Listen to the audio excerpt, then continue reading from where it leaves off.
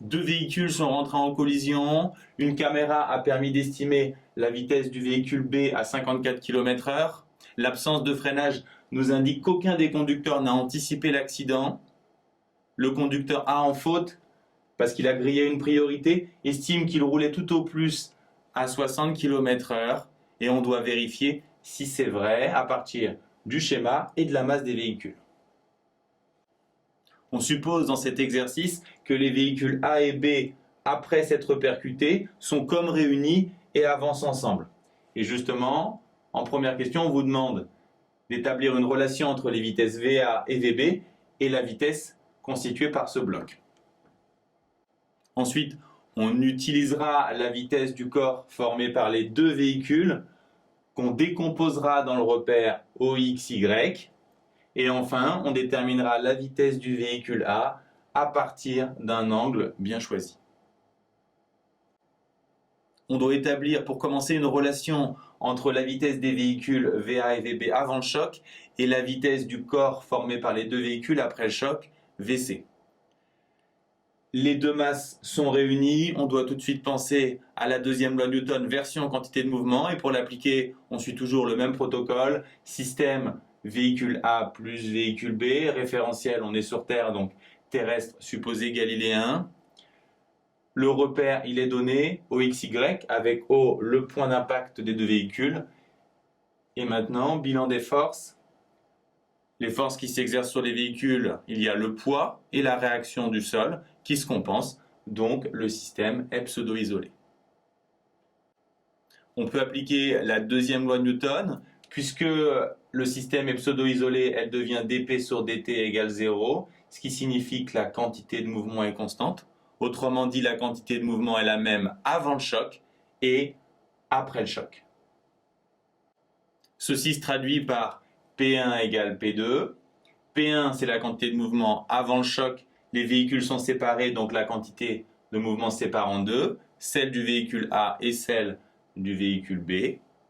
Après le choc, les deux véhicules sont réunis, donc c'est une même masse qui va avoir une vitesse VC. P1 égale P2, donc on a bien la relation cherchée entre VA, VB et VC. On vous demande ensuite de décomposer VC dans le repère OXY. On va commencer par isoler VC. J'ai tout divisé en fait ici par MA plus MB. Je veux le décomposer dans le repère OXY. Donc ma première coordonnée, c'est celle en X, ma deuxième, celle en Y. Qu'est-ce qui me donne des coordonnées en X? Uniquement ce qui vient de VB. Donc ça sera MB, VB sur MA plus MB. Et pour les Y, uniquement ce qui vient de VA. Donc MA, VA sur MA plus MB. J'ai rassemblé les données et les résultats qu'on vient d'obtenir qui vont nous aider à répondre à la dernière question.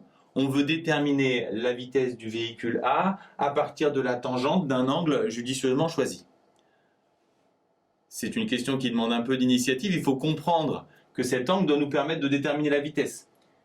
Si le véhicule A va très vite, les deux véhicules vont être déportés très proches de l'axe Y, alors que si le véhicule A est lent, ils vont plutôt être déportés vers l'axe X.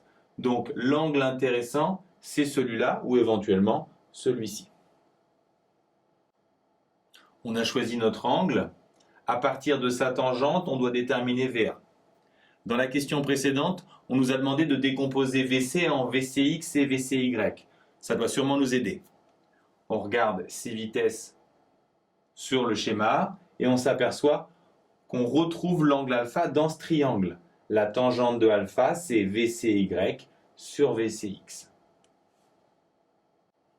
En effectuant ce rapport, VCY sur VCX, les dénominateurs se simplifient, on trouve MAVA sur MBVB. On veut isoler VA, on va tout multiplier par MBVB. Ensuite, il ne nous reste plus qu'à diviser par MA. On connaît MA, MB et VB. Il nous faut l'angle qu'on mesure ici. Il fait 63 degrés. On peut donc faire l'application numérique et on trouve 95 km/h. Vous pouvez garder ici des km/h, car ici on a un rapport. 95 km/h, c'est beaucoup plus que les 60 annoncés par le conducteur.